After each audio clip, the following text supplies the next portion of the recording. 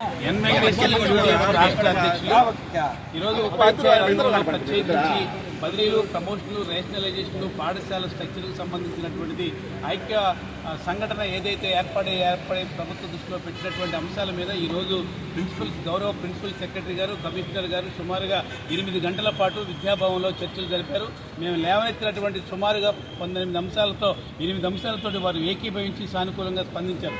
కానీ పాఠశాల స్ట్రక్చర్లకు సంబంధించి ఉన్నత పాఠశాలలో సమాంతర మీడియం ఏర్పాటు చేయాలనేటువంటిది, అలాగే ఉన్నత పాఠశాలలో 45 దగ్గర 2వ సెక్షన్ని ఇవ్వాలనేటువంటి 2 అంశాల మీద మాత్రం ప్రతిష్టంభన ఏర్పడింది. వారికి ఖచ్చితంగా ఈ 2 అంశాలు చేయడం ద్వారా ఉన్నత పాఠశాలలో బలోపేతం అవుతాయి అనేటువంటిది మేము చెప్పాం. కానీ ప్రభుత్వం ఇప్పటికే కొంత జీవోని రిలీజ్ చేసాం కనుక ఇప్పటికీ సాధ్యం కాదు, భవిష్యత్తులో పరిశీలిస్తామనేటువంటి అంశాలు చెప్పిన కింద ఉన్నటువంటి ఉపాధ్యాయుల యొక్క అండర్స్టాండింగ్ కూడా గమనించి ఖచ్చితంగా ఈ అంశాలన్నింటినీ కూడా సానుకూలంగా పరిష్కరించాలని చెప్పి కోరాం.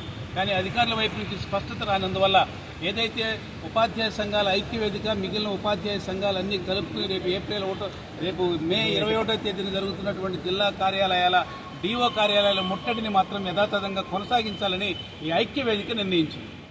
లేనందువల్లనే మేము 21వ తేదీన డిఓ కార్యాలయాలు ముట్టడించాం.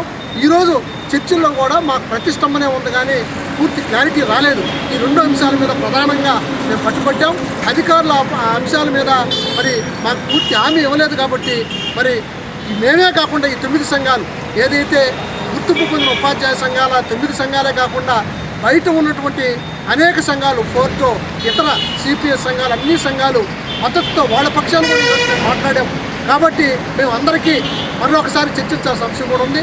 ప్రభుత్వం రేపటి వరకు మాతో చర్చలు జరిపి మేమైతే డిమాండ్లు పెట్టామో ఆ డిమాండ్లు నెరవేర్చాలని మరొకసారి విజ్ఞప్తి చేస్తూ ఉన్నాం, మరొకసారి డిమాండ్ చేస్తూ ఉన్నాం. అలా కాని పక్షంలో మేము మా ఉద్యమాన్ని కొనసాగిస్తాం. 21వ తేదీన డిఓ ఆఫీసుల ముట్టడి యథాతథంగా ఉంటుందని మేము ఈ సందర్భంగా తెలియజేస్తాం.